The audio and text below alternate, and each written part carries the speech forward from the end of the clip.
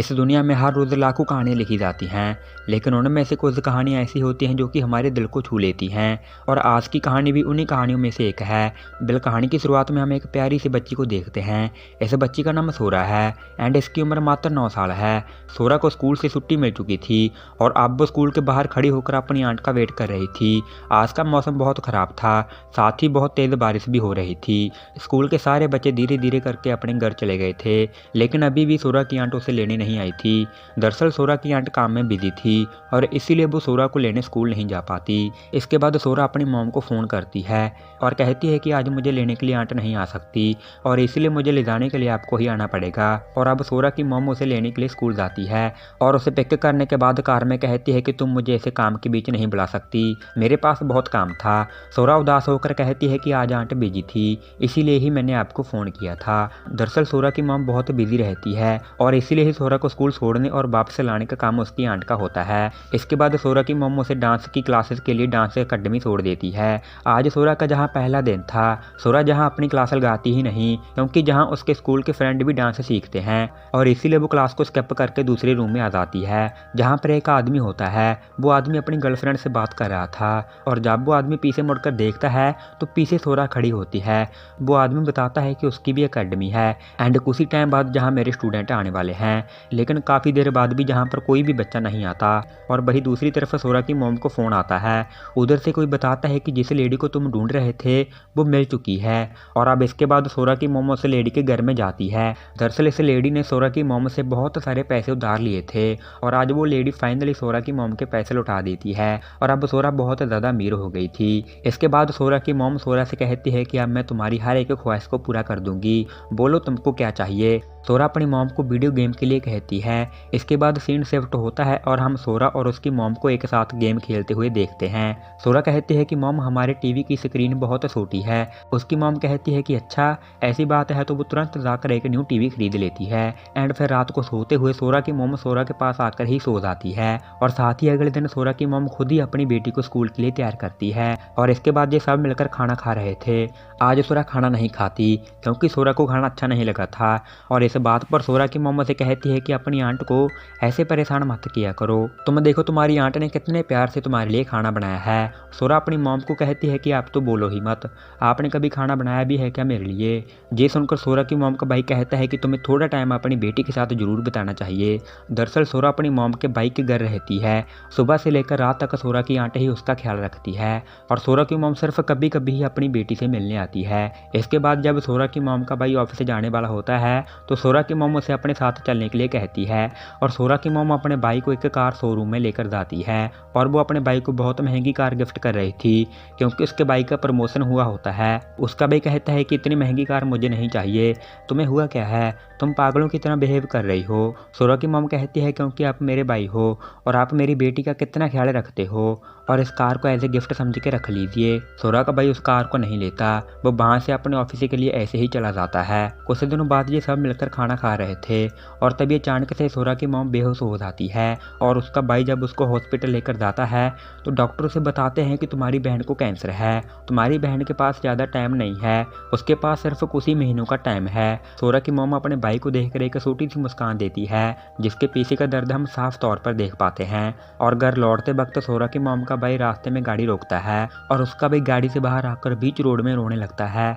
उसका भाई पूरी तरह से टूट गया था, उसे समझ नहीं आता कि आखिर उसकी बहन के साथ ही ऐसा क्यों होता है। कुछ सालों पहले उसके हस्बैंड की मौत हो गई थी और उसके बाद उसके पास पैसे नहीं थे, जैसे तैसे करके मेरी बहन ने ज़िंदगी में सर्वाइव किया था और अब जब उसके पास पैसे हैं तो अचानक उसे कैंसर हो गया है। उसका भाई बहुत रोता है। अगले दिन सोरा स्कूल जाती है और सोरा स्कूल कैंटीन में बैठकर लंच कर रही थी और तभी वहाँ पर उसकी एक क्लासमेट कीना आती है और वो सोरा का बनाना मिल्क आधा पी जाती है और बाकी बचे बनाना मिल्क को वो उसके पूरे खाने में डाल देती है। सोरा की अपनी क्लासमेट्स के साथ बिल्कुल भी नहीं बनती है और इसीलिए ही वो डांस क्लासेस को स्किप करती है। और कुछ दिनों बाद जब सोरा की मॉम उसे घर वापस लेने के लिए डांस अकेडमी जाती है तो वहाँ पर सोरा नहीं होती और ये देखकर सोरा की मॉम को बहुत गुस्सा आता है। सोरा क्लासेस को स्किप करके दूसरे रूम में चली जाती थी और जब सोरा की मॉम दूसरे रूम में जाती है तो वो देखती है कि सोरा एक आदमी के साथ बैठी रही होती है। ये देखकर सोरा की मॉम गुस्से से कहती है कि तुम्हारी हिम्मत कैसे हुई मेरी बेटी को बहकाने की। वो आदमी कहता है कि मैंने इसे ज़बरदस्ती नहीं बुलाया था, बल्कि मैंने तो कहा था कि तुम अपनी क्लासेस को लगाया करो। सोरा कहती है कि मेरी अपनी क्लासमेट्स के साथ नहीं बनती और इसीलिए मैं अपनी क्लासेस को स्किप कर देती हूँ। और अब घर आकर सोरा की मॉम उसे कहती है कि जब तुम बड़ी हो जाओगी तब भी तुम ऐसे ही रहोगी, कोई भी तुम्हारा दोस्त नहीं होगा। और क्या तुमको पता भी है अकेले रहना कैसा होता है? मुझे पता है कि अकेला रहना कैसा होता है। मैं होमवर्क अकेले करती हूँ, खाना भी खुद खाती हूँ, सोती भी अकेले हूँ और आपका इंतज़ार भी अकेले ही करती हूँ। आप हमेशा बिजी रहते हो। आज तक सब कुछ मेरी आंट ने ही मेरे लिए किया है, आप मेरे पास कभी भी नहीं थे। ये बात सुनकर सोरा अपने कमरे में आती है। इस बातों का सोरा की मॉम को बहुत बुरा लगता है। उसे लगता है कि उसने अपनी बेटी पर ध्यान दिया ही नहीं। और अब जब वो खुद इस दुनिया से जाने वाली है तब उसे पता चलता है कि एक मॉम होने की क्या रिस्पॉन्सिबिलिटी होती है। और इसके बाद वो अपनी बेटी के पास जाकर अपनी बेटी को अपने गले से लगा लेती है। सोरा कहती है कि अब मैं डांस क्लासेस को स्किप नहीं करूँगी। उसकी मॉम कहती है कि नहीं, पहले ये बताओ तुम जाती क्यों नहीं थी? सोरा कहती है कि वहाँ की ना आती है। सोरा की मॉम अपनी बेटी को कहती है कि कल अपनी सारी क्लासमेट्स को बर्थडे के लिए इनवाइट करना, पूरा इंतज़ाम मैं करूँगी। अब अगले दिन सोरा की मॉम पूरा इंतज़ार करके बैठी थी, लेकिन सोरा घबरा कर उन्हें इन्वाइट नहीं कर पाती। ये देखकर सोरा की मॉम उसे कहती है कि अच्छा कोई बात नहीं, हम दोनों कम हैं क्या? एंड फिर वो दोनों साथ मिलकर बर्थडे को सेलिब्रेट करते हैं। अब सोरा की मॉम सारी रिस्पॉन्सिबिलिटी को पूरा करती है, साथ ही अब पूरा टाइम अपनी बेटी के साथ बिताना चाहती है। इसके बाद सोरा रूम में होती है। सोरा को कुछ आवाज़ आती है और वो दरवाजे पर आकर आवाज़ सुनने लगती है। उसकी मदर दर्द से रो रही थी। और अब अगले दिन सोरा की मॉम हॉस्पिटल जाती है। डॉक्टर सोरा की मॉम को एडमिट होने के लिए कहते हैं क्योंकि सोरा की मॉम की कंडीशन धीरे धीरे ख़राब हो रही थी। सोरा की मॉम कहती है कि पर मैं सारी मेडिसिन टाइम पर लेती हूँ। डॉक्टर कहते हैं कि वो मेडिसिन आपका इलाज नहीं करेंगी, वो तो बस थोड़ा वक्त तुम्हें और ज़िंदा रखने के लिए हेल्प करेंगी। आपको आज ही एडमिट हो जाना चाहिए। और वही दूसरी तरफ सोरा अपनी आंट को कहती है कि मेरी मॉम आजकल बहुत मेडिसिन लेती है, क्या वो सच में बहुत बीमार है? उनकी कंडीशन इतनी बुरी है क्या? आंट कहती है कि कुछ दिनों की बात है, तुम्हारी मॉम बिल्कुल ठीक हो जाएगी। ये सुनकर सोरा कहती है कि झूठ, आप झूठ बोल रहे हो ना? लेकिन मैं समझती हूँ मेरी मॉम मर रही है ना? सच बताइए, क्या मेरी मॉम सच में मरने वाली है? अगर आप झूठ बोलेगे तो मैं कभी आपको माफ़ नहीं कर पाऊँगी, इसलिए प्लीज़ सच बताइएगा। उसकी आंट इमोशनल होकर कहती है कि आपकी मॉम को कैंसर है। सोरा रोते हुए पूछती है कि उनके पास कितना टाइम बचा है। आंट कहती है कि हमें एग्जैक्टली नहीं पता। सोरा कहती है प्लीज़ ये बात मॉम को मत बताना, मुझे इसके बारे में पता है। और इसके बाद सोरा की आंट उसे घर ले जाती है। अगले दिन सोरा खुद से तैयार होती है और वो अपनी मॉम को बाय बोलकर स्कूल के लिए निकल जाती है। उसकी मॉम वॉशरूम में वोमिट कर रही थी। सोरा अपनी मॉम की आवाज़ सुनकर और उनकी कंडीशन को देखकर घर से बाहर निकलते टाइम रोने लगती है। उसे बस अपनी मॉम को ठीक होते हुए देखना था। अब अगले सीन में जूना की बॉस कहती है कि आजकल काम कितना बढ़ चुका है। सोरा की मॉम कहती है कि अब आपको नए लोग हायर कर लेने चाहिए। उसकी बॉस कहती है कि मुझे तुम्हारे जैसा इंसान कहाँ मिल पाएगा। सोरा की मॉम कहती है कि मैं आज के बाद काम पे नहीं आ पाऊंगी। उसकी बॉस कहती है कि कौन है जो तुम्हें मुझे से भी ज़्यादा पैसे दे रहा है। सोरा की मॉम कहती है कि ऐसा कुछ भी नहीं है, लेकिन मैं बहुत जल्दी चली जाऊँगी। उसकी बॉस पूछती है कि कहाँ पर चली जाऊँगी। यूना कहती है कि मैं बहुत जल्द सोरा के फादर के पास चली जाऊँगी। ये लाइन सुनकर बॉस एकदम से चुप हो जाती है। उसकी बॉस रोने लगती है क्योंकि ये बहुत सालों से एक साथ काम कर रहे थे और इनके बीच बहुत अच्छी बॉन्डिंग थी। इसके बाद सीन शिफ्ट होता है और हम सोरा की मॉम को देखते हैं। सोरा की मॉम बचपन वाली एल्बम देख रही थी। जैसे जैसे वो फोटोज़ को देखते जा रही थी वैसे वैसे ही उसकी आंखों से आंसू बहते जा रहे थे। सोरा की मॉम सोचती है कि मेरी बेटी का ख्याल कौन रखेगा, उसका इस दुनिया में और कोई भी नहीं है। और अगले सीन में सोरा की मॉम उसको समझाती है कि जब मैं चली जाऊंगी तो बताओ तुम कैसे सब कुछ मैनेज करोगी, क्या तुम्हें समझ नहीं आ रहा? अंकल एंड आंट बहुत अच्छे हैं, तुम उनसे अच्छे से बात क्यों नहीं करती? सोरा कहती है मुझे इस दुनिया में से कोई भी नहीं चाहिए, ना कोई दोस्त ना कोई परिवार, बस मुझे आप चाहिए। प्लीज़ आप मत जाओ ना, मैं आपको अभी से ही बहुत मिस करने लगी हूँ। जब आप चले जाओगे पता नहीं मेरे को कौन संभालेगा। जहाँ पर सोरा और उसकी मॉम दोनों रोने लगती हैं। यूना सोरा को अपने गले से लगा लेती है। इसके बाद रात को सोते वक्त सोरा की मॉम बेहोश हो जाती है और फिर उसको हॉस्पिटल में लेकर आया जाता है। सोरा पूरे रास्ते रोई जा रही थी और वो अपनी मॉम के साथ बताए हुए वक्तों को याद कर रही थी जहाँ पर उसने प्रॉमिस किया था कि वो एक अच्छी बेटी बनकर दिखाएगी। एंड अब जाकर सोरा डिसाइड करती है कि वो सबके साथ दोस्ती करेगी। साथ ही अब वो डांस की क्लासेस भी लगाती है ताकि वो मदर के जाने से पहले उनको अपनी परफॉर्मेंस दिखा सके। दूसरी तरफ हम देखते हैं कि जूना की बॉस जूना से मिलने आई थी। जूना की नज़रें अब बहुत कमज़ोर होते जा रही थी।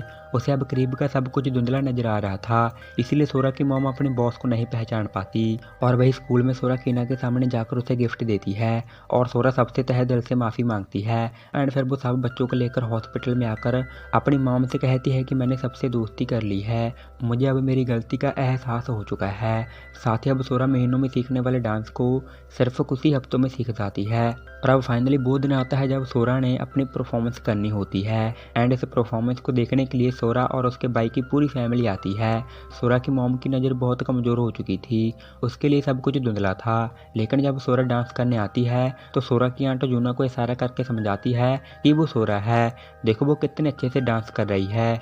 यूना अपनी बेटी को धुंधली नज़रों से ही देख रही थी और परफॉर्मेंस के बाद सोरा की मॉम को दोबारा हॉस्पिटल में लेकर आया जाता है। सोरा और उसकी मॉम जहां एक बेड पर लेटे हुए थे, यूना सोरा की तारीफ करती है कि तुमने बहुत अच्छा डांस किया था।